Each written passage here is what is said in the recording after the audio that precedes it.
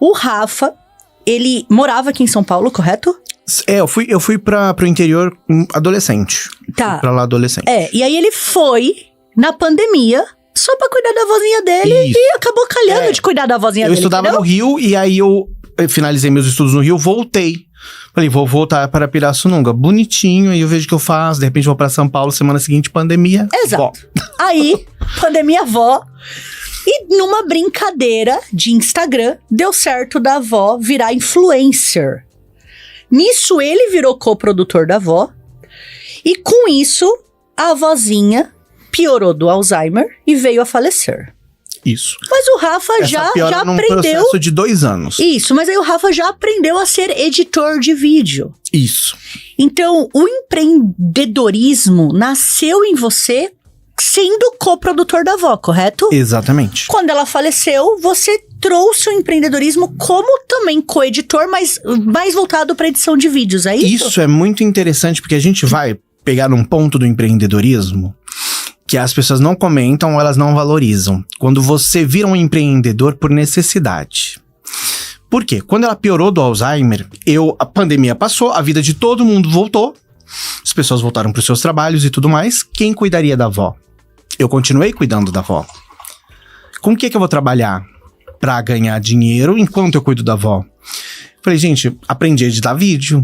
E olha só. Então é um trabalho que eu fazia à distância da minha casa, enquanto eu cuidava da minha avó. Então porque eu revezava. Até então você não ganhava dinheiro editando vídeo. Você editava vídeo dela. Editava os dela, ganhava porque a gente conseguiu fazer aquilo ficar rentável. As marcas queriam a avó, gente.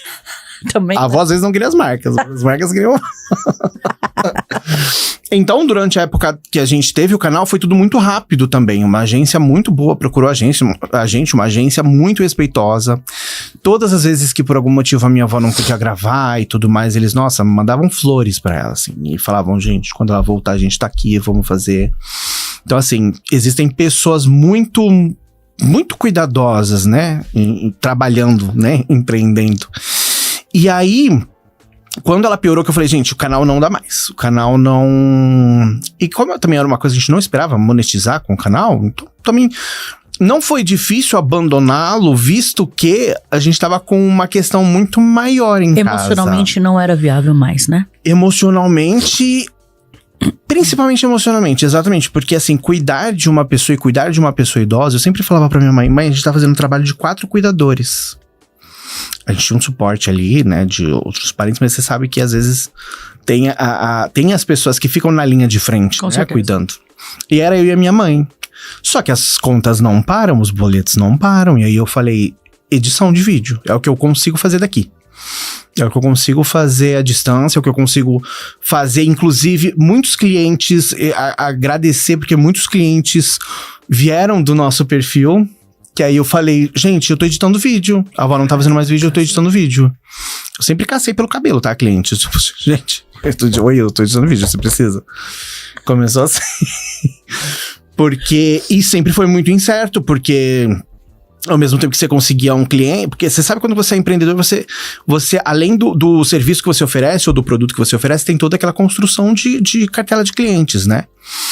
Então, às vezes funcionava, às vezes não, a gente se virava como dava. Enquanto ela esteve viva, foi assim. Foi nós em pingo d'água atrás de nós em pingo d'água. Então, eu editava vídeo, mas nunca foi de uma maneira extremamente estruturada.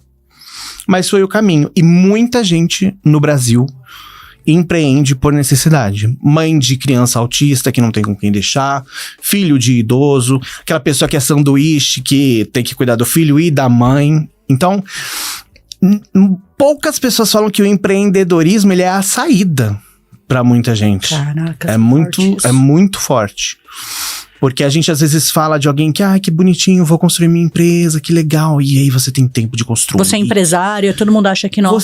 E às vezes muitas pessoas têm esse tempo, né? De construir uma marca, de construir tudo, de criar do zero, de respirar, de fazer uma reunião. Gente, muito empreendedor é tiro, porrada e bomba, tá? E vamos. E você começa a fazer antes de saber fazer.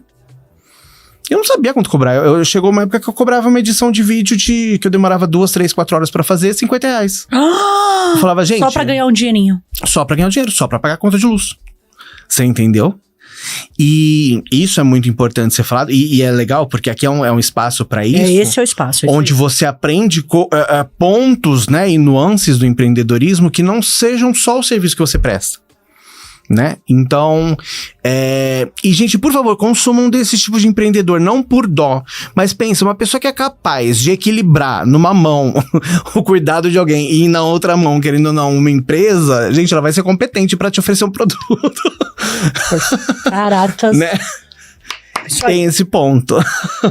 Mas foi isso, foi assim que começou. Olha, Rafa, eu já vou, assim, pedir pro meu time aqui, eu quero você associado ao Conecta Colabora. A gente tá registrado. Viu, Nath? Você que tá ouvindo aí, Júnior, traz o Rafa como associado do Conecta Colabora, vai ser um presente nosso pra ele, porque eu quero que os nossos associados aqui tenham o serviço dele à disposição da galera aqui, network, legal, vai ser contato. Vai ser um prazer. Todas as coisas, parabéns pelo seu trabalho. Muito obrigado. Ô, Rafa, e muito legal, assim, isso que você tá trazendo, porque eu sou uma grande fã, né, do empreendedorismo, assim, eu também comecei a empreender sem querer. Ó, tô empreendendo, sabe? Foi tipo assim. Você vê. Nem sabia, né? Eu lembro que eu fazia, como eu tô com o mercado digital desde 2012, não existia nada disso. Então eu ia muito pro Sebrae para poder adquirir um pouco mais de conhecimento. Só que no Sebrae a gente tinha muitos empreendedores tradicionais. Então dono de pizzaria, dono de padaria. E que o infoproduto daquela época não era hoje o que a gente conhece, entendeu? Com os players, com os eventos e tal. E eu lembro que, nossa, era uma dificuldade, assim, eu ter contato, eu ter exposição. Então eu imagino você, sozinho, tendo que fazer isso do seu jeito e ainda sem nenhum apoio, né? Como que você conseguiu, sabe, sair um pouco da seara difícil, assim? Porque hoje ainda é difícil, mas eu acho que é menos, né? Hoje tá bem menos difícil, mas bem menos difícil. Não significa fácil. Não, nem um pouco. Jamais. Isso eu não ia nem comentar, porque pra mim já tava até inerente. Ó, meu time já falou aqui, ó. Bora, Rafa, já tá dentro. Isso aí, boa, gente. Nath. Traga o meu crachá. Com H. Com H, meu nome é com PH. Tá vendo? Vou exigir que nem minha avó. Mas eu acho que uma coisa leva a outra, né? Eu não posso dizer que eu não comecei dos fãs do nosso canal. Como assim? Não entendi. Eu não posso dizer que eu não comecei a ter clientes que não tenha sido através dos fãs do nosso canal. Porque foi isso, eles falavam, poxa, eu praticamente te conheço. Porque eles iam... A avó tá em casa todo dia, ali, exatamente. eu rindo que nem tonto, que eu não cortava minhas risadas. Que eu não aguento. Ela falava sabe quando você tem um filho que você acha tudo que o filho faz incrível e às vezes ele só tá tirando catota do nariz? Eu era assim com a minha avó, mas ela era incrível. Ela fazia eu falava, gente, essa minha avó, ela é perfeita. Então, assim, o pessoal via eu babando por ela, e eu acho que eles sentiam que conheciam muito a gente. Então, os primeiros clientes vieram dali. Mas, aquilo, tiveram altos e baixos. No finalzinho da vida dela, eu praticamente parei pra cuidar dela, pra olhar, era muito hospital e tudo mais, então teve uma baixa no trabalho. Então na cronologia, né? Mais ou menos 2020, você foi pra vó, aí começou a fazer vó. Quando deu uns 2 anos mais ou menos antes, você parou de fazer vó e já começou os vídeos. E já comecei. Não teve intervalo não, gente. Entendi. E era assim, eram maneiras ali de a gente fazer acontecer. Entendi. Só que aí, perto da morte dela, né, do falecimento, não tinha como trabalhar, né? Isso. Como que você tinha dinheiro nessa época? Aí, eu falo que a gente cavoca oportunidade. Essa é a verdade. E aí você...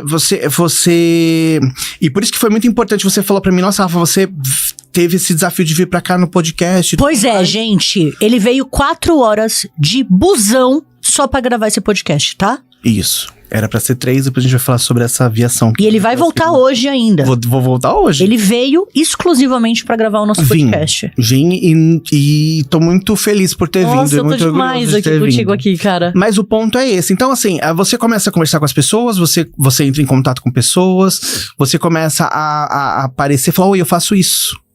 Então, perto da morte da minha avó, veio calhar que eu trabalhei em uma agência. Uma agência me chamou pra trabalhar como editor de vídeo deles.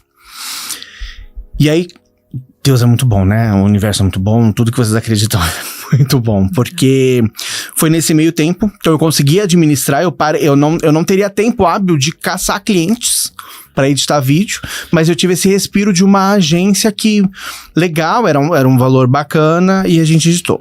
A gente editou pra eles e tal, e assim eu fui vivendo. Eles foram muito legais comigo quando ela faleceu, eu tirei esse tempo pra me despedir dela e tudo mais. Só que também durou pouco tempo, porque era uma agência que acreditava muito em IA, Cara, é Deus mesmo, cara. Deus enfia um bagulho pra você. E aí foi assim, ó, parece que a agência serviu pra esse momento. Exato. E aí eles acreditavam demais em IA, eu acredito em IA enquanto ferramenta, não enquanto algo que vai reger seu conteúdo inteiro, eles acreditavam muito nisso. E eu me desliguei da agência, eu falei, tá, agora eu vou ter que voltar a empreender mesmo. A cavocar essa galera de novo, a falar, oi gente, eu edito vídeos, oi, eu edito vídeos. E foi o que eu fiz. Só que chegou em dezembro, e aí agora vai pra história do vídeo viral. Que é um outro esse. O viral foi esse. O viral, olha que engraçado. Vocês chegaram até mim através desse viral que eu vou te contar agora. Ai, que legal. Não foi a da avó. Foi uma cereja que ele deu, né? Que o rapaz que fez o vídeo deu. Porque eu ia falar sobre isso durante 5 minutos pra eu não me emocionar e tal. E aí, de repente, arquivo confidencial com o Faustão aqui no a gente aqui, eu lembrando da minha avó. Mas que legal, foi uma lembrança muito, muito legal, de uma coisa muito legal que a gente viveu junto.